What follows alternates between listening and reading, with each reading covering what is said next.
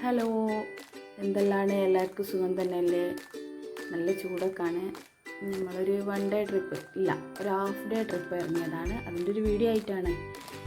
ആദ്യം കുറച്ച് time ഉടുങ്ങാക്കാട് മക്കാം spend ചെയ്ത്, അത് കഴിഞ്ഞാൽ തുഷാരഗിരി പോയിട്ട് കുറഞ്ഞ ടൈം ഒരു വീട്ടിൽ നിന്ന് ഇറങ്ങിയത് തന്നെ 11 മണിക്കാണ്. അതിന് ശേഷമുള്ള കുറഞ്ഞ ടൈമുള്ളൊരു വീഡിയോ അത്രയേ ഉള്ളൂ. തുഷാരഗിരി ഇതാ ഇപ്പം മഴ കുറവായതുകൊണ്ട് തന്നെ വെള്ളം കുറവാണ്.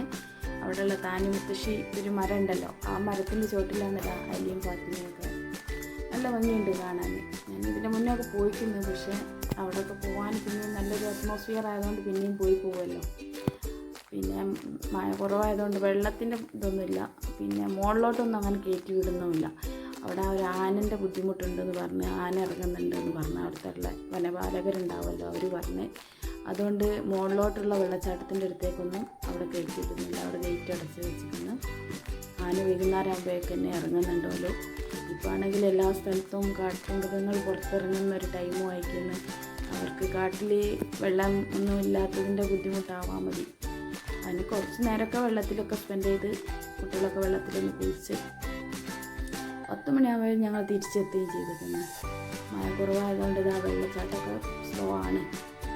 എന്നാലും അവരെ പൂതിയൊക്കെ ഒന്ന് മാറി. പിന്നെ നോമ്പാണല്ലോ വരുന്നത്. നോമ്പായാൽ പിന്നെ അങ്ങനെ ക്ഷീണവും പിന്നെ പുറത്ത് പോകാൻ കഴിയില്ല എന്നുള്ളതിൽ അങ്ങനെ ഒന്ന് പെട്ടെന്ന് പോയതാണ്. പെട്ടെന്നുണ്ടായിട്ട് പോകും, അത്രയേ ഉള്ളൂ. അങ്ങനെ കുറച്ച് നേരമൊക്കെ അതിലങ്ങനെ നടന്ന് ഞങ്ങൾ തിരിച്ച് പോന്നു, അത്രയേ ഉള്ളൂ.